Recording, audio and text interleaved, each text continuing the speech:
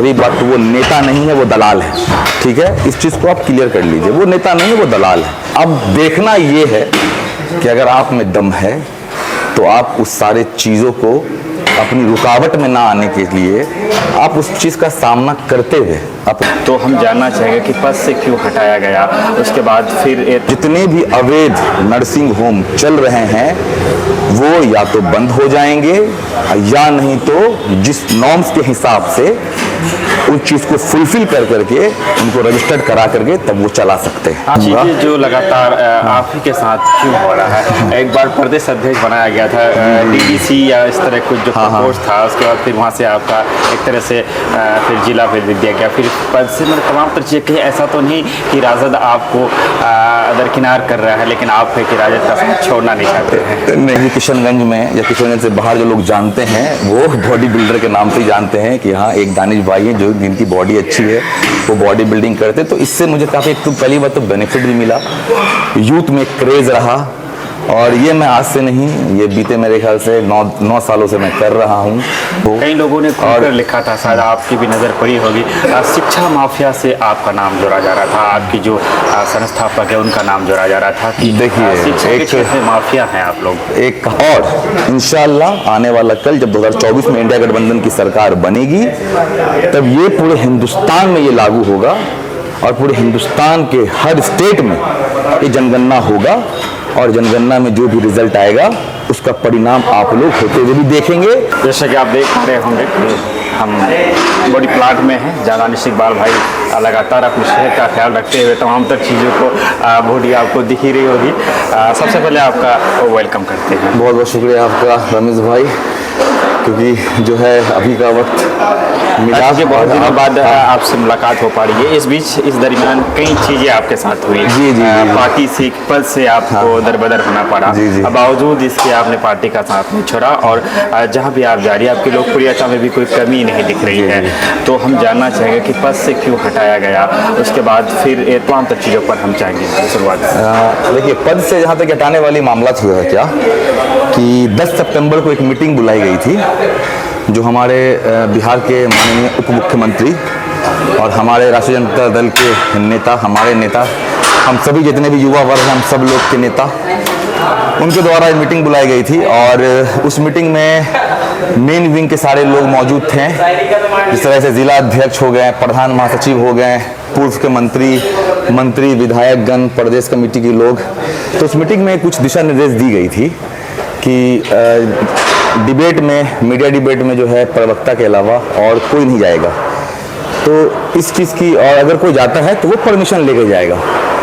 बहरहाल इसकी जानकारी मुझे नहीं थी और इस तरह का सूचना हमारे ज़िला की तरफ से भी किसी ने नहीं दिया। जब मैं पहली बार जी न्यूज़ पे गया था डिबेट पे, तो मैंने वो पोस्ट भी किया था, अपने ग्रुप में भी डाला था और फेसबुक पे भी मैंने पोस्ट किया था। तो उस वक्त भी इस तरह का कोई मेरे पास अगर न्यूज़ आ जाता कि हाँ ये गलत हो रहा है या ये पार्टी लाइन के विरुद्ध है तो मैं उस चीज़ को रोक देता।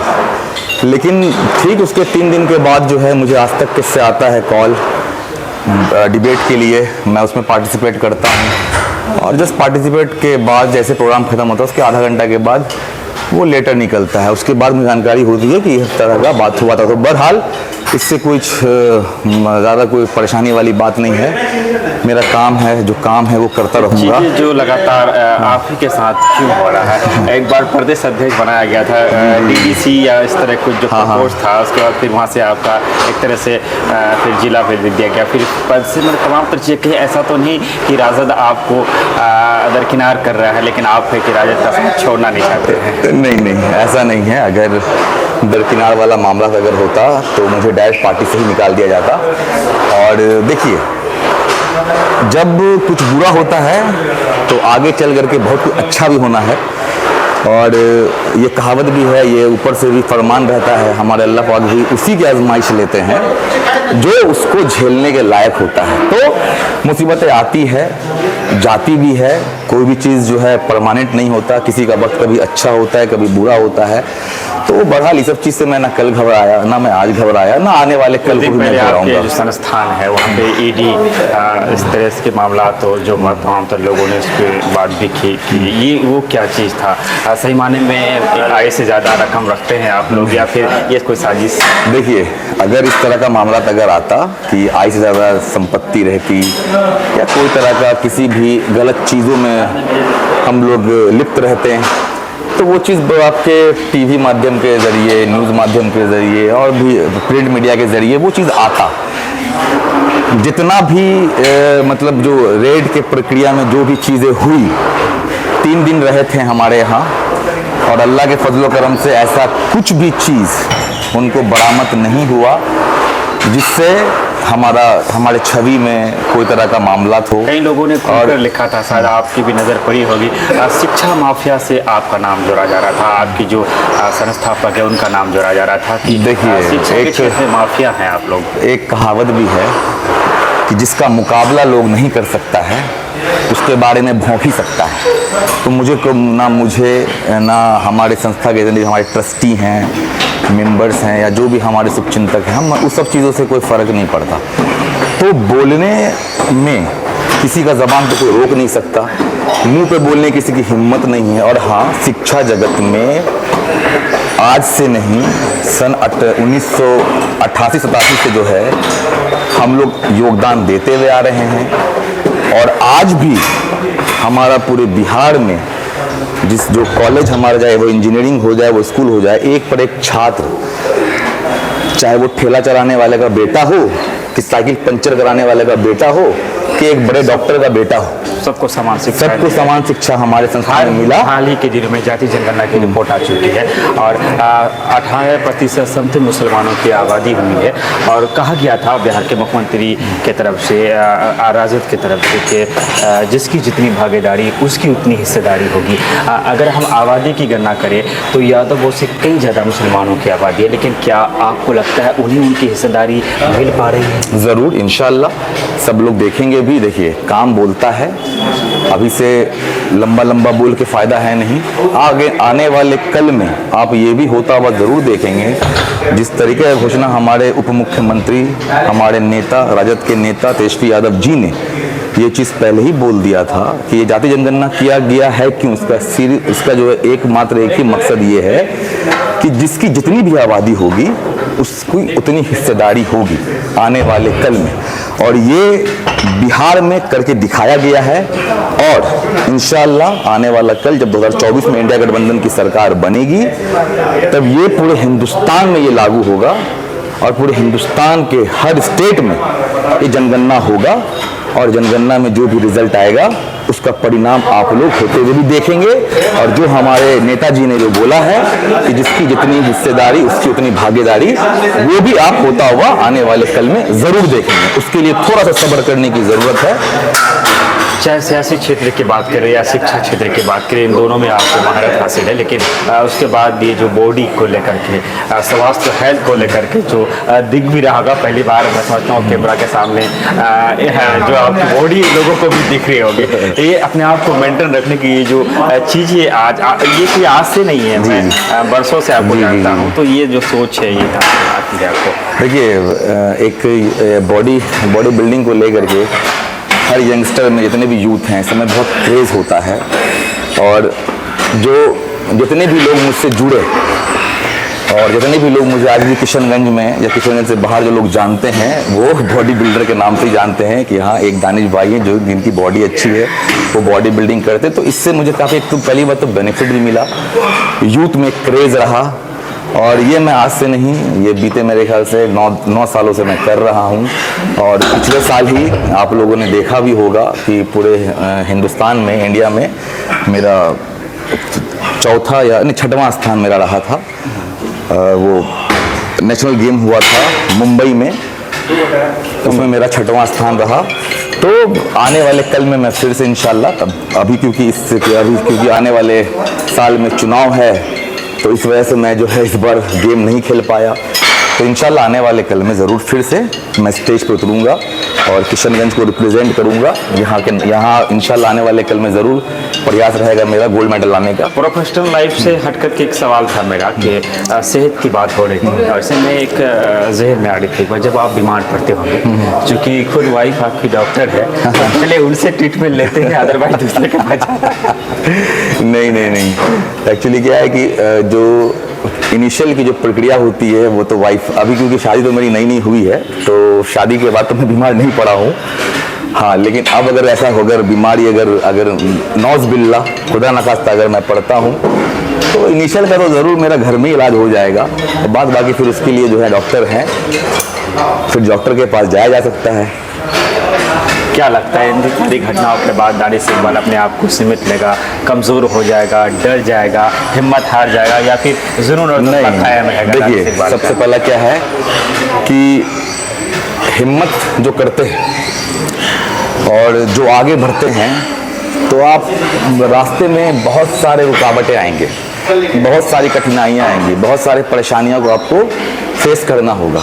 अब देखना ये है कि अगर आप में दम है तो आप उस सारे चीज़ों को अपनी रुकावट में ना आने के लिए आप उस चीज़ का सामना करते हुए अपनी उसी रफ्तार से आपको आगे बढ़ना है। और अगर आप उन सब चीज़ों से घबरा करके डर करके अगर बैठ जाते हैं तो फिर आप कमज़ोर साबित होते हैं। तो जाहिर सी बात है कि कुछ जब इंसान को लंबा सोचता है, जिसका गोल जिसका विज़न एक लंबा होता है, तो उसके रास्ते में ये सब छोटी मोटी जो बाधाएं आती रहती है, इससे फ़र्क ना कल पड़ा ना आज पड़ा ना आने वाले कल में पड़ेगा। लेकिन मेरा जो अपना मकसद है, जो मेरा अपना जो मोटिव है, उन सब चीज़ों को मैं उन सब चुनौतियों को मैं फेस करके मैं अपने कामों में अपने चीज़ों में जिस तरीके से मैं आगे बढ़ रहा हूँ मैं बढ़ता जाऊँगा। किशनगंज के युवाओं द्वारा लगातार एक मुद्दे पर लगातार बातें की जा रही है, जिससे अवैध नर्सिंग होम का मुद्दा है। कहीं ना कहीं मौतें हो रही है और तमाम इसमें कहा जाता है कि आप जैसे चंद पॉलिटिकल लोग होते हैं जिनके सहज से ये तमाम तर चीज़ें चल रहे हैं। चूँकि आप भी नेता पॉलिटिक्स में है तो मैं आप पर भी इस आरोप के साथ आपको भी शामिल करना चाहूँगा। क्या कहना चाहेंगे सफाई में? देखिए, जो है ना आरोप प्रत्यारोप जो है ना ये लगता आया है और लगता आएगा। मैं ये चीज़ तो आपके माध्यम से पहले बात तो मैं क्लियर कर देता हूँ कि जिनके संरक्षण में इस तरीके से आपके माध्यम से आप जो बोल रहे हैं मुझे, मैं आपकी ही बात को दोहराता हूँ कि जिनके भी संरक्षण से अगर ये चल रहा है तो वो तो पहली बात तो वो नेता नहीं है, वो दलाल है। ठीक है, इस चीज़ को आप क्लियर कर लीजिए। वो नेता नहीं है, वो दलाल है। वो किसी भी पार्टी का नाम यूज़ कर करके अपना दलाली मार्केट में चला रहे हैं, पहला। और अगर वो नेता होंगे तो वो इन सब कामों में बिल्कुल भी संलिप्त नहीं हो सकते हैं। हमारा कल भी मुद्दा था, हमारा आज भी मुद्दा है, और इस मुद्दे को लेकर के मैं एक बार नहीं 3 बार CS महोदय से मैंने मिला। उनको मिल करके मैंने उनसे इस मामले में बात भी की।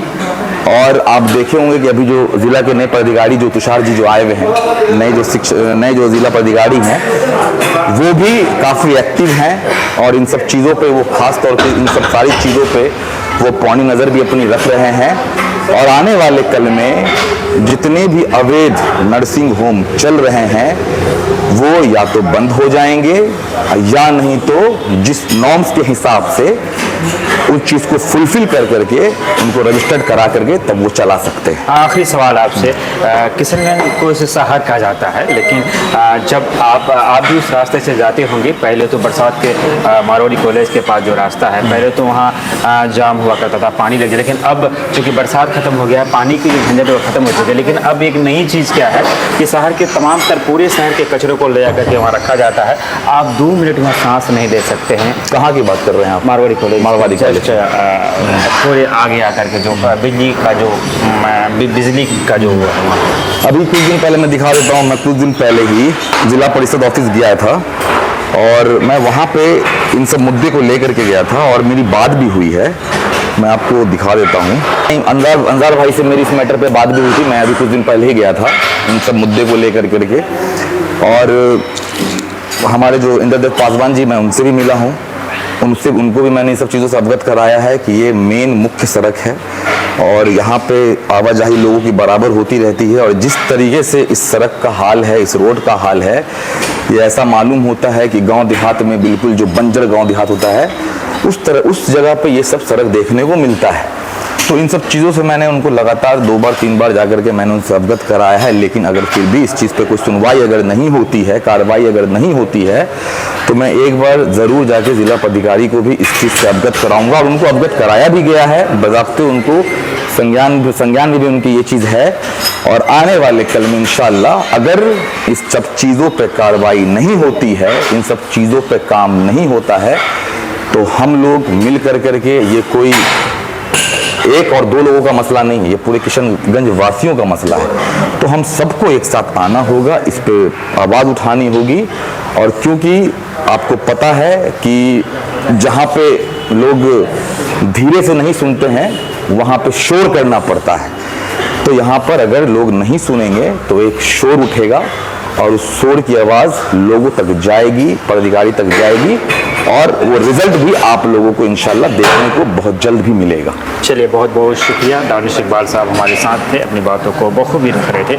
हम गुजारिश करेंगे चैनल सब्सक्राइब करते हुए बेल आइकन को प्रेस करें। हम दोनों के बीच जो बातचीत हुई, वार्तालाप हुई, इसको लेकर मर्यादित तरीके से अपनी राय आप कमेंट कर सकते हैं। विदा लेते हैं आपसे। धन्यवाद, शुक्रिया, आदाब। चलिए।